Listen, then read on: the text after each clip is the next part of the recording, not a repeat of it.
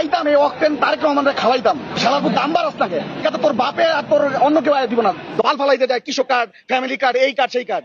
শালা একটা বুয়া বাটপার। আবার লাস্টে কি কইলো? আমার অতীতের ভুল ক্ষমা করে দেন। ওর 111 এর থেকে ভিডিওটা বেশি বেশি করে শেয়ার করে দিবেন। ফলের লেগে ক্ষমতায় বসাইছে। কৃষক কার্ড, এই কার্ডের লেগে আরে শালাপুত যে মানুষের মৌলিক চাহিদা ওটা সমাধান কর। আমরাই তো দিমু। 130 টাকা অক্টেন ছিল না হাসিনা বলে, 35 ছিল না, এখন বাড়াইতে সমস্যা কি?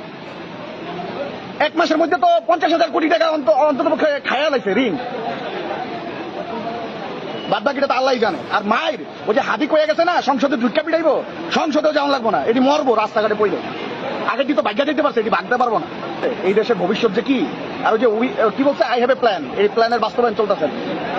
ও শালা চোর, এক সময় কারেন্ট দিচ্ছে, খাম্বা খাইয়া ফেলছে, এখন দেশ পুরোটা খাইবে। পাশে তো প্রধানমন্ত্রীর কার্যালয়, পাশে প্রধানমন্ত্রীর কার্যালয়ে তো সব ভিআইপি ঢুকতেছে।